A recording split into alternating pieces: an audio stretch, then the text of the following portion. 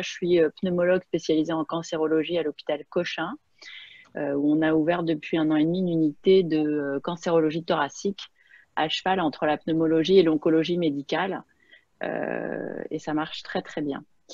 Donc, hier, j'ai fait le post-ASCO pour la lettre du cancérologue avec Nicolas Girard, et donc j'ai emprunté les diapos qui avaient été mis au point par la lettre du cancérologue, que j'en profite pour remercier à nouveau, et en particulier le professeur Denis Moreau-Sibillo à Grenoble qui les avait rédigés.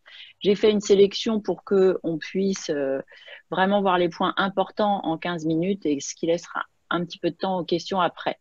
Et donc, les points importants, c'est un point sur cancer et maladie Covid pour le poumon. Ensuite, j'ai choisi une étude pour les stades localisés, deux études pour les stades métastatiques avec addiction, les addictions EGFR exon 20 et HER2, les stades métastatiques sans addiction, et un mot sur les petites cellules et les mésothéliaux. Donc, diapositive suivante. La maladie Covid. Il faut avoir entendu parler de l'étude TERAVOLT pour Thoracic Cancer International COVID Collaboration. Donc, c'est une étude de cohorte ambispective et prospective du cancer du poumon, des patients atteints de cancer du poumon et de maladie Covid. Elle avait été présentée une première fois à la ACR, elle a été présentée à l'ASCO, c'est international, c'est une initiative italienne qui s'est étendue à toute l'Europe et aux États-Unis. Et donc, lors de l'ASCO, a été présentée une mise à jour avec 400 patients atteints de cancer du poumon inscrits dans ce registre. Donc, vous voyez sur le tableau qu'on a 169 patients guéris, 141 patients décédés, 118 patients encore hospitalisés pour lesquels on n'a pas encore le devenir. Donc, ce qui est intéressant, diapositive suivante, donc ils étaient tous soit PCR positifs, soit avec des images scanners, soit suspects, ils avaient des symptômes et avaient dans ce cas-là été en contact avec un Covid. Donc, tous les patients n'étaient pas forcément PCR positifs.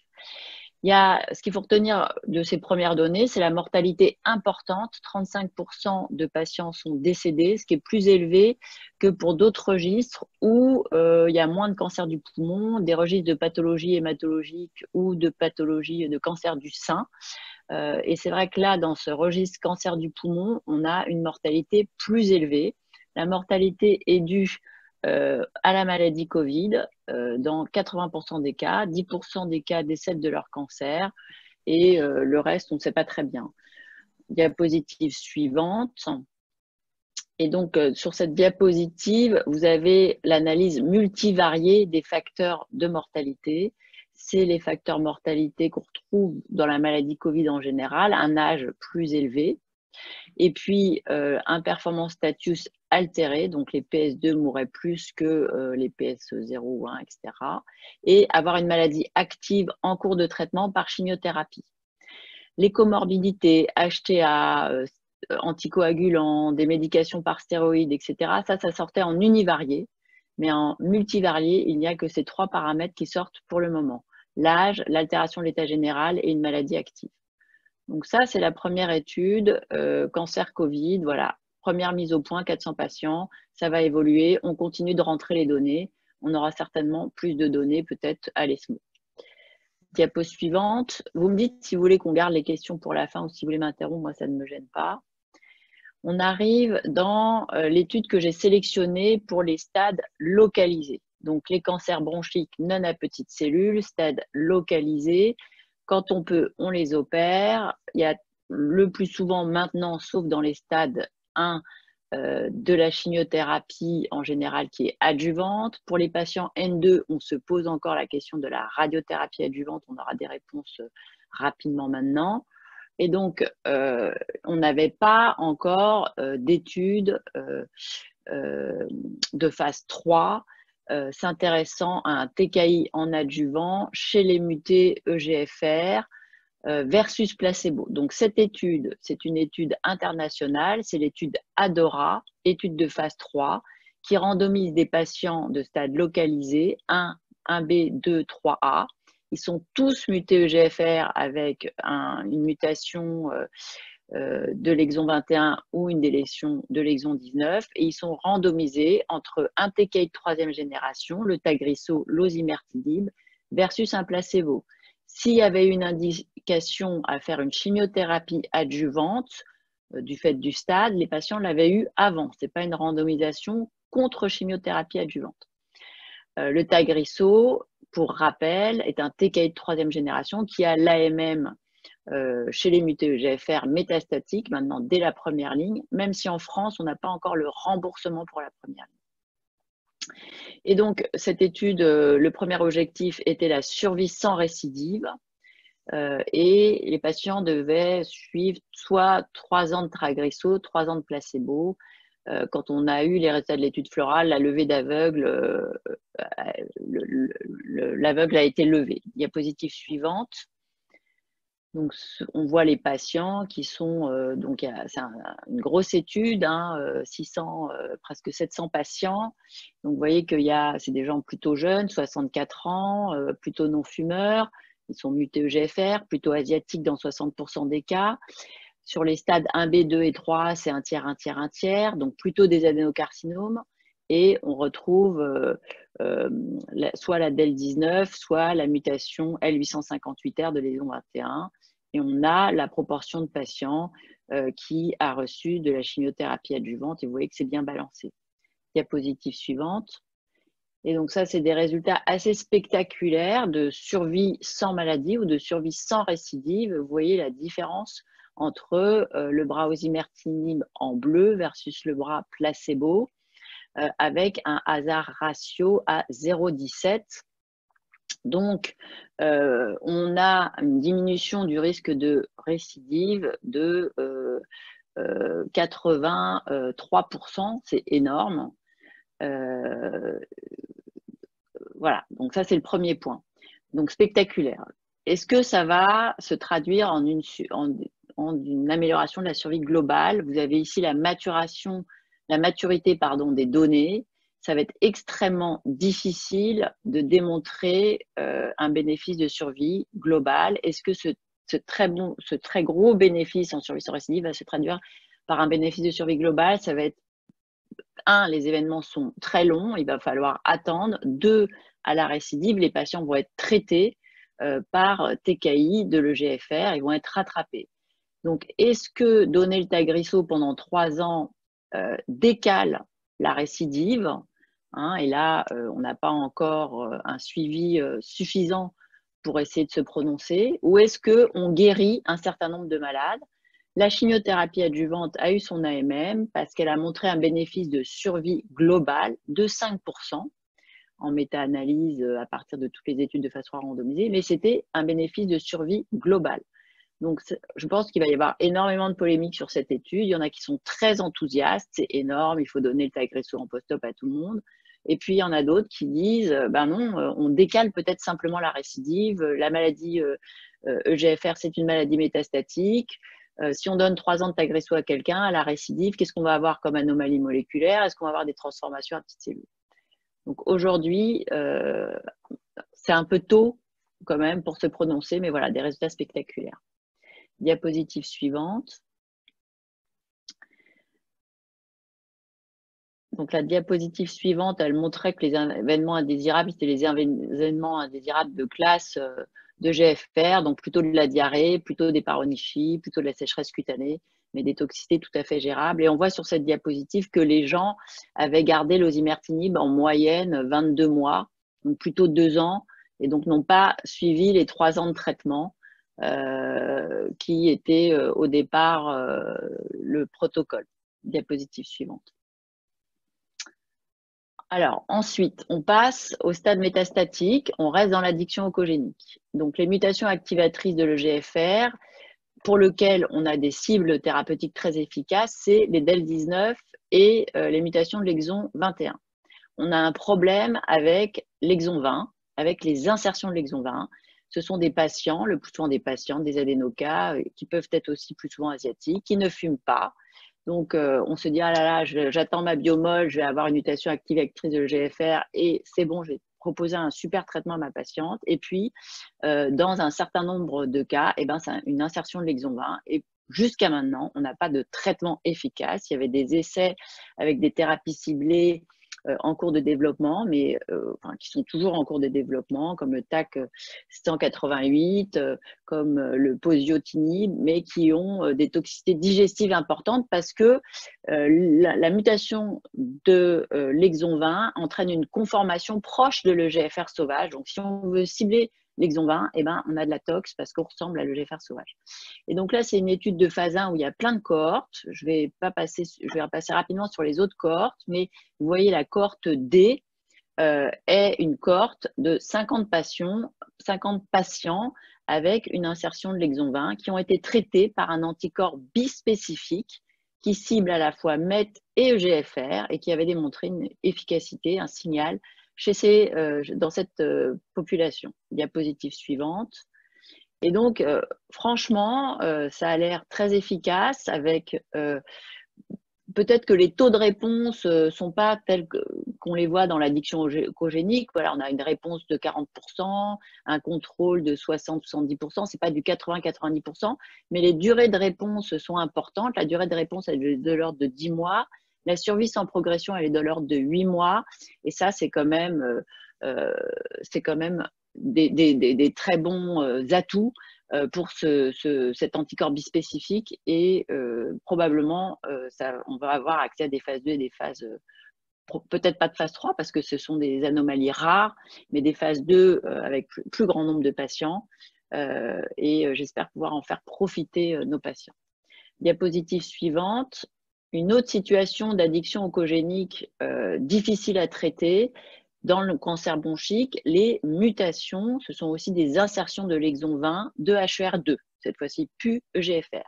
Et là encore, des patients avec des profils particuliers, plutôt moins souvent fumeurs, plus souvent des femmes, des maladies métastatiques, un tropisme cérébral. Le trastuzumab, l'anticorps anti-HER2, n'a pas montré d'efficacité, même avec la Navelbim, même avec le Taxol, il y a eu des petits signaux. Et là, on a un anticorps anti-HER2, mais qui est combiné à un cytotoxique, à un inhibiteur de la topoisomérase de type 1. Donc, c'est un anticorps qui cible HER2, mais qui délivre un médicament cytotoxique. Et là, c'est une toute petite cohorte aussi, 42 patients. Mais vous voyez que là, on a des taux de réponse et des durées de réponse encore plus spectaculaires. On est vraiment dans l'addiction oncogénique.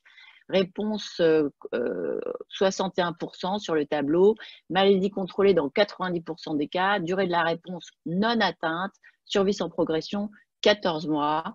Donc, très, très, très, très, très intéressant.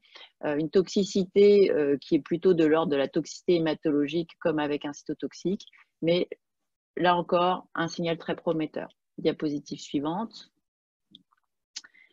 Stade métastatique sans addiction. Eh bien, on revient à l'immunothérapie en première ligne. Vous savez qu'actuellement, quand on a un PDL1 supérieur à 50%, on peut avoir du pembrolizumab en monothérapie. Quand on a un PDL1 à moins de 50%, on a, pour les adénocarcinomes, le triplet chimio-immuno par pembro qui est à l'AMM et qui est remboursé. Et pour les épidermoïdes, on vient d'avoir le remboursement en France du triplet chimio aussi pembro pour les épis. Donc ça y est, plus de 50% c'était simple PDL1, plus de 50% pembro seul et moins de 50% chimio immuno. On a eu la CheckMate 227 qui est une association niveau IPI versus chimio qui a démontré un bénéfice de survie, mais qui le dossier d'AMM n'a pas été déposé en Europe parce qu'elle avait été très très très très amendée cette étude. Mais pour remettre dans le contexte, aux États-Unis, chez les PDL1 supérieurs à 1%, c'est le principal objectif de la CheckMate 227, le doublet niveau EPI, à son AMM pour les CBNPC sans addiction oncogénique. Et donc là, la CheckMate 9LA, c'est un nouveau concept, c'est on diminue, on fait de la chimio-immuno, mais on essaye de diminuer la chimio. Donc, on randomise les patients entre niveau IPI, avec 2 cycles de chimio seulement, versus 4 cycles de chimio. Si c'est un adénoca, c'était épi ou adénoca. Il y avait une stratification sur PDL1. Les adénocas pouvaient avoir une maintenance par pemetrexed. le critère principal est la survie globale. Donc, on est un petit peu dans quand même la démonstration, on veut démontrer qu'on essaye de se libérer de la chimiothérapie. Donc, diapositive suivante.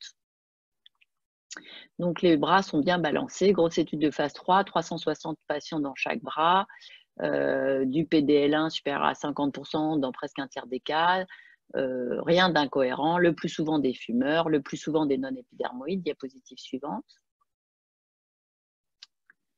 Et vous voyez que ça sort en survie globale. Donc, faire niveau épi avec 2 cycles de chimio fait mieux que 4 cycles de chimio avec possiblement une maintenance pour les non-épis. Une médiane de survie globale de 15 mois versus 10 mois. Un hasard ratio à 0,66. Donc, quelque chose de très intéressant. Surtout sur donc je pense qu'il y aura un dossier d'AMM qui va être déposé. Même si le comparateur là, chimio seul, n'est plus le bon comparateur, puisque le bon comparateur actuellement, c'est chimio-immuno. Et c'est vrai qu'on se dit qu'on a peut-être quand même raté quelque chose avec la CheckMate 227, où là, il n'y a plus du tout de chimio, et pour lequel il y a eu aussi une mise à jour, une actualisation des données là à l'ASCO, qui montre qu'à 3 ans de suivi, on garde un bénéfice de survie global. Donc, une étude importante et probablement une AMM à venir. Diapositive suivante. Donc, ça marchait quel que soit le PDL1. Diapositive suivante. Et là, il y avait aussi un bénéfice de survie sans progression, 6,7 versus 5 mois. Diapositive suivante. Diapositive suivante. Alors, ça, c'est la comparaison du coup de la CheckMate avec la 9LA. Je la laisse si les internes veulent télécharger le diaporama, mais c'est un petit peu ce qu'on vient de dire. C'est quel est le bon comparateur. De toute façon, on ne peut pas comparer ces deux études. On voit que dans la CheckMate 9LA, le contrôle est le bras contrôle fait un peu moins bien. Donc, c'est peut-être pour ça qu'on a une amplitude de bénéfices un peu supérieure. C'est difficile de comparer les données de ces deux études. Diapositive suivante. Et donc, on passe aux petites cellules. Donc, le cancer à petites cellules disséminées. Depuis des décennies, le traitement standard était le doublet à base de platine, donc carbo, cisplatine et étoposide. Et dans un premier temps, on a eu l'étude IMpower 133 où on rajoutait la tezolizumab à ce doublet qui a montré un bénéfice de survie globale et de survie sans progression, qui a son AMM et qu'on peut avoir en données post-ATU. Et puis, on avait l'étude Caspian avec des premiers résultats qui avaient été présentés l'année dernière et une actualisation et la présentation du troisième bras. Donc, l'étude Caspian, petites cellules disséminées, pas de stratification sur PDL1, le bras standard avant IMpower 133, donc carboplatine ou cisplatine plus étoposide. Le premier bras expérimental, c'était carboplatine ou cisplatine étoposide plus durvalumab, un anti-PDL1 comme la TESO. Et le deuxième bras expérimental, on rajoute un anti-CTLA4 qui est le tremelimumab. Il y avait une maintenance par Durva pour les deux bras expérimentaux. L'objectif principal était la survie globale. Diapositive suivante. Donc, vous avez sur cette diapo la présentation de l'actualisation des données du bras avec Durva versus cisplatine ou carbo et toposide. On maintient avec un an de plus de suivi le bénéfice de survie globale, 12,9 mois versus 10,5 mois, hasard ratio à 0,75. On reste dans des amplitudes de bénéfices qui sont du même ordre de grandeur que IMpower 133, diapositive suivante. Et les données nouvelles, c'était les données avec le triplet, enfin même le quadruplet, puisqu'on avait Durva, Trémé, platine et toposide. Et vous voyez que là, les 4 médicaments font moins bien que 3 médicaments. 10,4 mois versus 10,5 mois. Et quand on regarde la toxicité, il y avait plus d'effets toxiques humains, presque le double, plus de décès, plus d'arrêt de traitement dans ce bras-là. Diapositive suivante. Donc, pour conclure, voilà, sur les cancers à petites cellules, on a maintenant l'atezolizumab, IMpower 133, le durvalumab, étude Caspian. On oublie le tremelimumab avec le bras supplémentaire de Caspian. On avait les données de la Keynote 604 avec le Pimbro qui montre le même bénéfice de survie, le même hasard ratio, mais ça ne sort pas de façon significative. Et on a eu aussi une étude de phase 2 randomisée avec le niveau qui montre le même bénéfice, mais qui ne sort pas de façon significative. Donc, dernière partie très rapidement, mésothéliome, diapositive suivante. On est dans un essai de phase 2 avec un super signal du durvalumab associé avec le cisplatine pemetrexed. Objectif principal, la survie globale à comparer à des données historiques. Cisplatine pemetrexed, c'est le bras standard du mésothéliome, même si maintenant on a quand même démontré que l'Avastin avait une efficacité supplémentaire, mais il n'y a pas eu de dossier d'AMM. Donc là, on s'intéresse à une combinaison avec le durvalumab, diapositive suivante. Donc vous voyez qu'il y a un bon signal avec une survie médiane de l'ordre de 20 mois. Des réponses de l'ordre de 56%, des médianes de survie sans progression de l'ordre de 6,7%, diapositive suivante. Et voilà, c'est terminé. Donc, un panorama rapide, 15 minutes, je ne sais pas si on a débordé, peut-être un peu, je suis désolée, je ne sais pas si on a le temps pour quelques questions. Ou on passe à l'orateur suivant. Je vous laisse reprendre la main. Alors, je vois pas de questions là sur la conversation sur laquelle on essaie de mettre en place les questions. Peut-être une demi-seconde. Moi, j'avais bien une question. Pour l'essai de Destiny pour le poumon, finalement, est-ce qu'on avait un peu comme le sein des données sur le TDM1 ou pas du tout? Est-ce qu'il y avait eu quelques essais solides qui montraient une absence d'efficacité? Et donc là, après, c'est le Deruxtecan qui sort un peu du lot. Ou bien il y avait quand même un signal? Il y avait un petit signal, il y a des essais encore en cours, mais je trouve que tous les petits signaux qu'on a eus pour les patients mutés HER2 poumon n'étaient pas de cet ordre-là. C'est 42 patients, mais là, j'avoue que la durée de réponse non atteinte et la survie sans progression de 14 mois, on n'avait pas eu de signal comme ça pour les mutés HER2 dans le cancer du poumon. Et puis même, c'est rare d'avoir dans le cancer du poumon avec addiction oncogénique des survies sans progression de l'ordre de 14 mois. Donc, certainement qu'il faut avoir plus de patients et que ça sera peut-être un peu moins bien avec plus de patients. Mais c'est vraiment un très, très, très bon signal. Merci beaucoup, professeur Wissler,